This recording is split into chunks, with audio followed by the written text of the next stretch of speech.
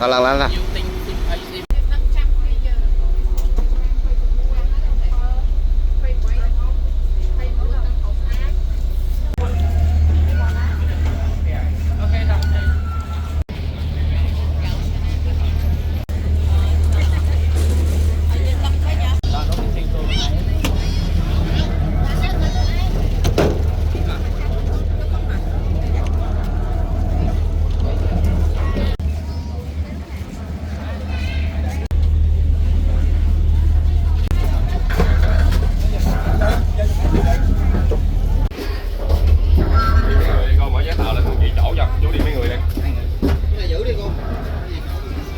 số 17 bên trái giùm con nha.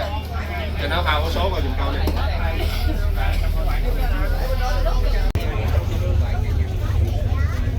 3 1 2 3 nhầm nhầm này hàng cao gì nhầm.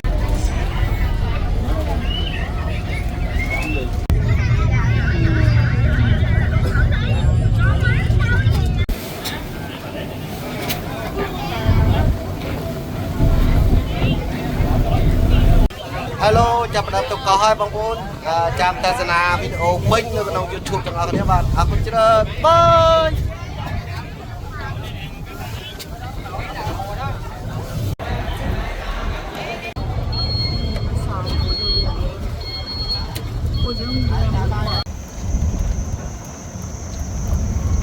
thời gian bị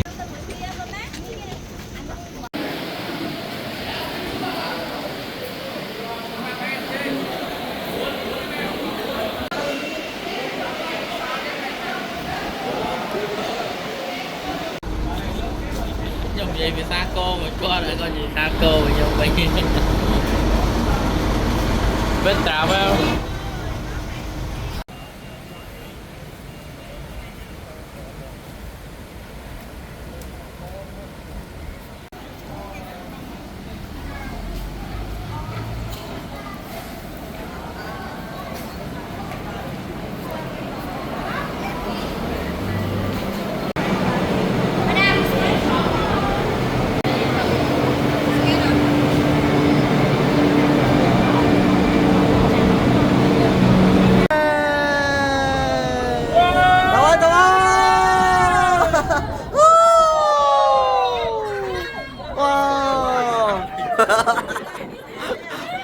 Ăn lẹt thế này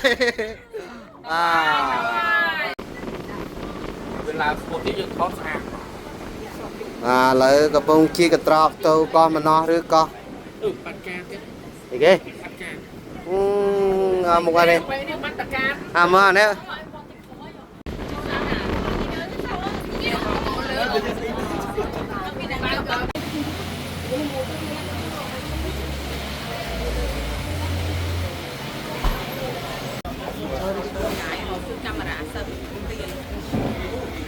Vì sự an toàn của quý khách, chúc quý khách trò chơi mua lại các đồ vật dễ rơi như mũ, điện thoại di động, kính và các đồ chứa đồ có cồn.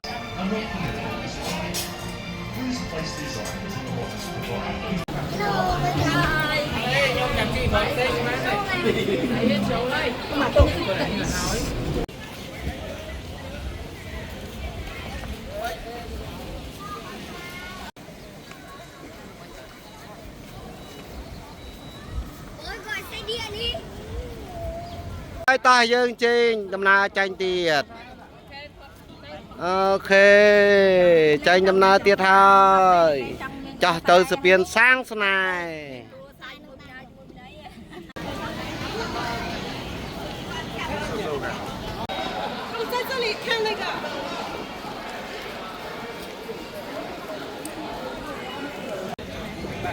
sorry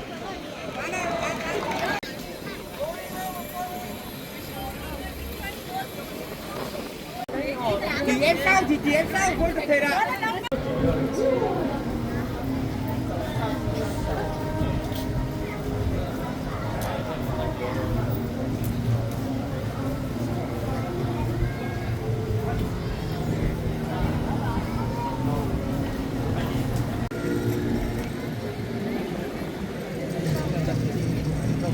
đâu nó mà cái đó baru boleh tuh ya baru lah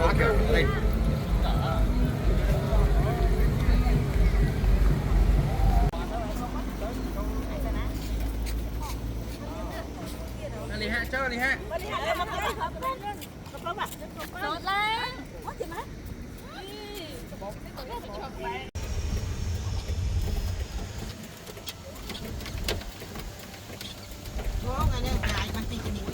Bà sao ơi này cao keren world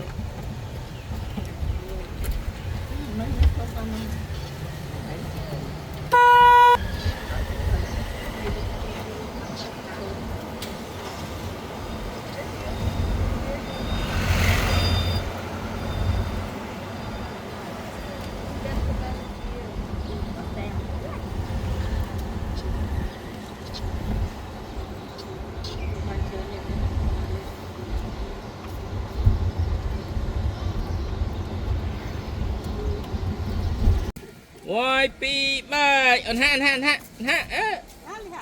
lý hạ chỗ Ui, cho con mau chết hả?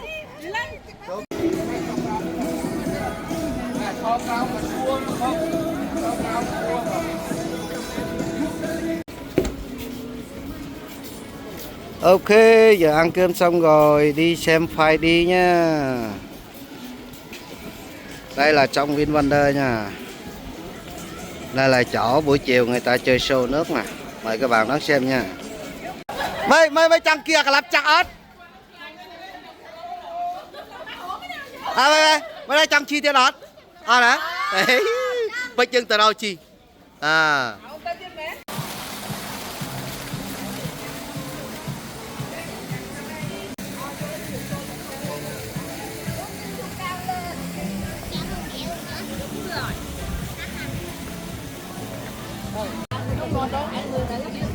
Đây chung với nhau mà.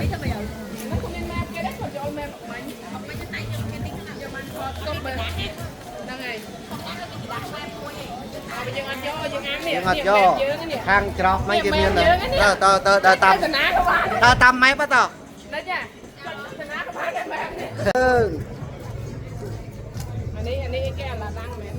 là đăng Ông mau đi châu lại năng ra mẹ. cái miền ta nữa chàng lên bán không? Tính chất ở đó là nó chàng lên mà này. Lúc cái ha mà đang chặt trôi lên. Cái ăn ham ở dân sinh nhẹ vì chàng lên sinh nhẹ. Kẹt cái đâu lên cái tua không. Nè rồi. Cả mình là tôi còn mình làm sao lắm mình ôm mấy cái chén sắp chiếng á. Cái ăn ở chỗ là người ta sinh nhẹ bay quân cái đạn. Cái ta cái ăn ơi.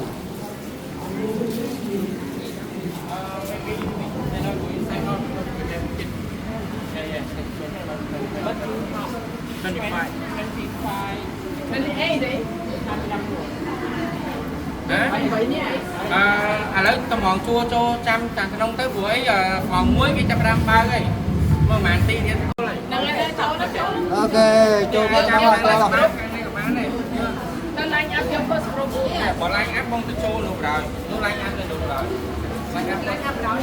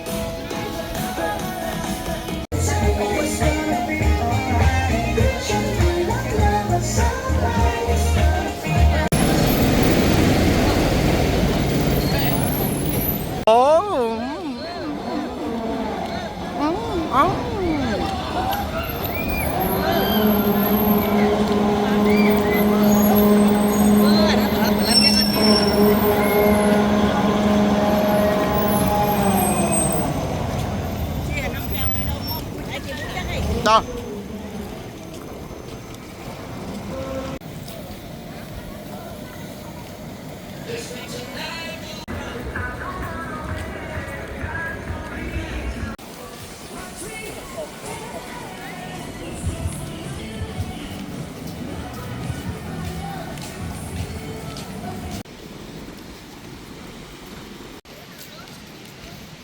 Bến tàu Vinh Cầu.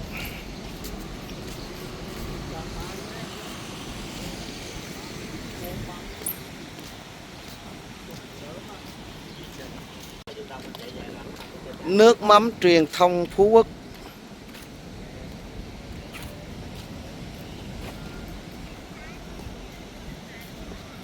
Bánh trăng khial ra lộc một tol treo có treo con.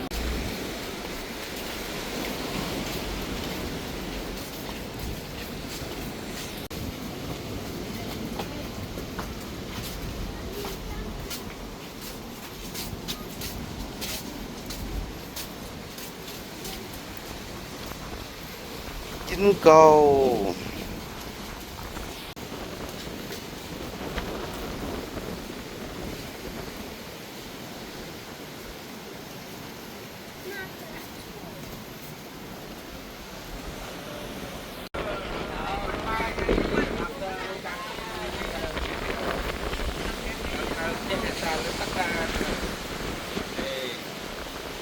Thật là môi hết mẹ. Thật.